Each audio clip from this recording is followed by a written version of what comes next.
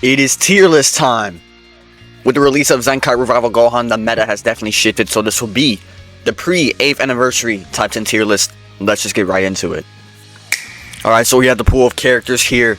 I would honestly say that this meta, even though you pretty much see hybrids everywhere, it still is more diverse than you think, because there are more viable characters that in the meta, but people, I think, are just scared to use those characters. But first off, of course, the honorable mentions here, I'm going to bring them up. We have Purple Perfect Cell. Purple Perfect Cell, the reason why he would be obviously in like 10 through 8 range, but he got pretty much just replaced on his own team. Revival Gohan basically just completely took his spot away from him, so that's why he's here. And then the other one is 13.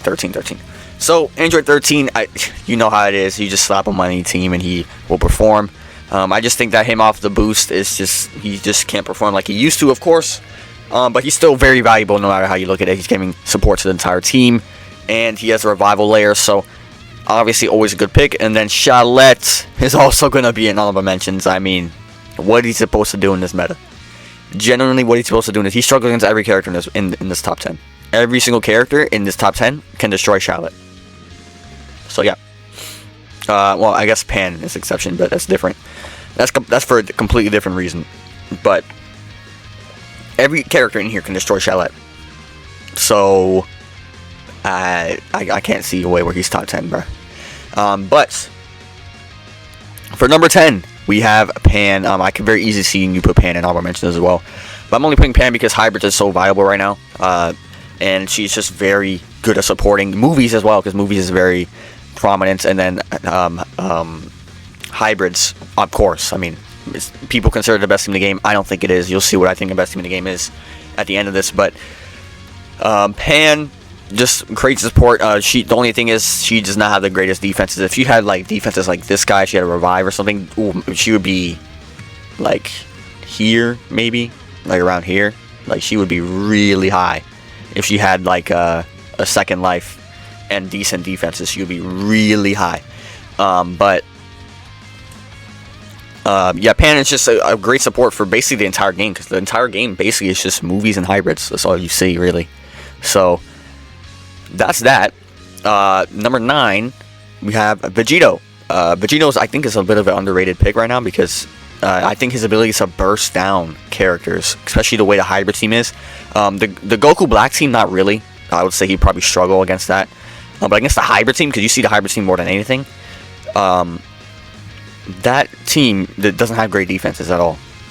So this guy can just come in and burst them down pretty easily. As a matter of fact, since like the hybrid team basically has defenses from like Legend Fest, because like this Gohan's defenses are not that good. This Gohan is a Legend Fest character, so his defenses naturally got power crept a little.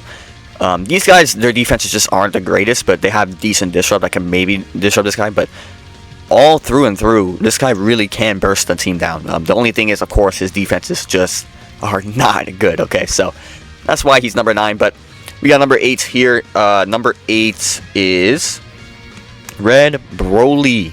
So Red Broly definitely took a hit because first of all, he doesn't have a second life, so he can get actually destroyed by the hybrid team and the Rose team. And I think there's just better PO characters to be using right now, right? Yellow Goku Black is much more valuable. Blue Rose definitely is more valuable. Green Broly is more valuable as well, even though we have a lot of purples in the meta, and people are scared to use this guy just because of that. But I promise you, this guy is not going anywhere. Matter of fact, I'm going to put him up. He's in 7. I feel like if you run Broly, a lot of times you just run these two together, right? They're like a package deal. So, the thing with Red Broly is just he's very good offensively. If you catch this Revival Gohan, the purple one specifically, you actually can just burst him out and kill him. Get rid of his revive, because he doesn't have this guy doesn't have the craziest disrupts. So you're able to do that. But depending on the situation here, against these two hybrids could be a problem. If this guy just swaps in, like let's say you activated the no switching and then this guy just swaps in, he will destroy a card or two. And these guys are definitely a problem for Broly, because they destroy one card after every card used on them. So that's the only reason why he's like kind of here. But in the right situation, this guy literally can destroy a whole entire team, no problem. So Red Broly is still very strong, and then Green Broly is I'm gonna be honest, bro. Part 3 is probably gonna be a blue and a yellow. So I don't see a way where this guy doesn't gain value, like, at all. He's probably gonna gain value. I would say that. So Green Broly definitely is to be looked out for, because I mean the superior element, because there's no way there's not a blue. Like, they have to do the full color wheel, right? So there's no way there's not a blue. More than anything, there's no way there's not a blue. So he's gonna be a great counter to that character. Then he has the auto counters. He has the guard. He's a great defensive character. So I don't see this guy going anywhere. So don't get used to him being at 7. He's gonna probably move up here when part 3 happens. So get used to this guy still. Stay used to him, because he's not going anywhere. And then number 6, we have Revival Gohan. I know most of the game you see hybrids. And I'm gonna be honest, it's not the best team in the game. Okay, it's not. But this guy, the reason why he's 6 and not any higher than that is because he's missing a lot of modern mechanics. He doesn't have blast armor. His defenses aren't very good. He doesn't have buff removal, and he doesn't have a cover change. His damage is good. I would say pre-revive, like I've been saying this a lot, he's like a support character. But after the revive, he's a freaking damage-dealing menace. But like, I'm not saying he's bad at all. I'm just saying that he's missing certain things that a lot of these new modern characters have. He just doesn't have it. But the fact that he has revive and the support and everything, he's still insane, right?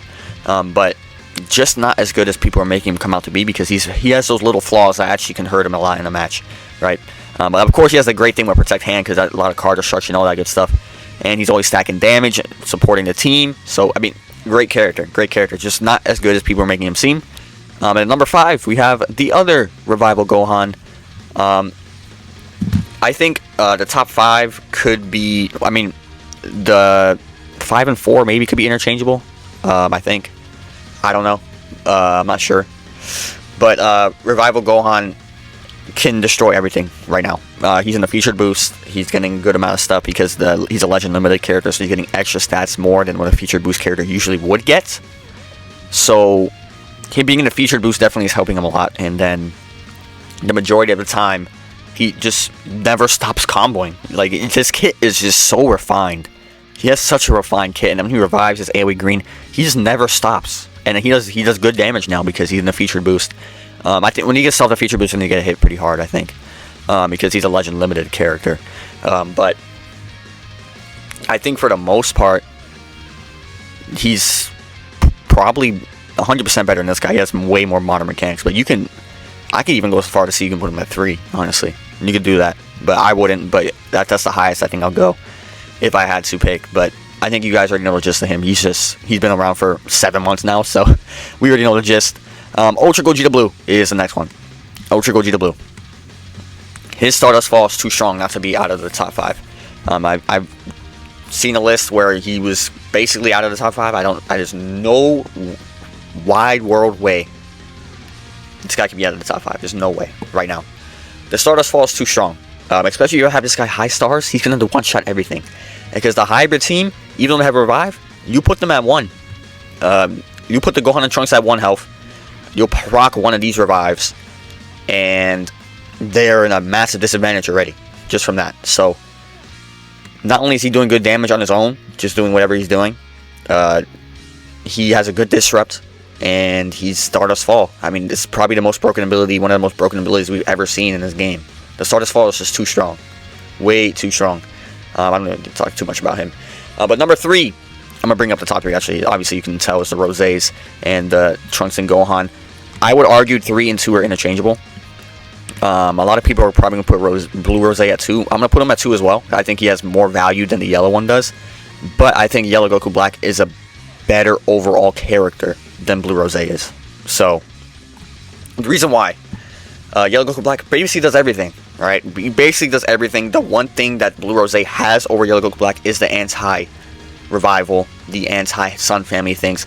That's why he's 2. He has just more value within this type of meta, because obviously there's a Sun family character top 1, and there's 2 revival characters you see basically every match, these 2 guys. So that's why he's number 2. But overall, if you wanted to do this, I would not argue at all. Okay, so but Yellow Goku Black, crazy damage, literally can one-shot the entire hybrid team. I've done it plenty of times.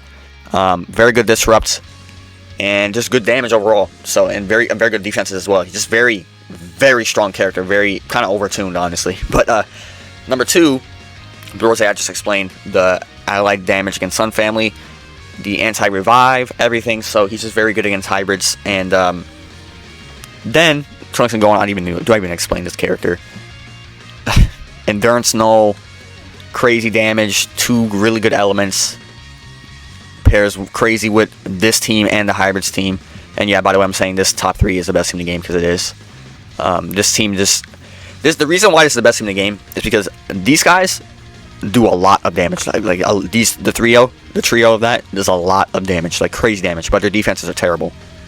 But these 3 do a lot of damage, and not to mention they destroy the hybrid team. They do a lot of damage, but they sustain way better than the hybrid team does. The sustain on this team is so much better. So there's no way I can put the hybrid team better.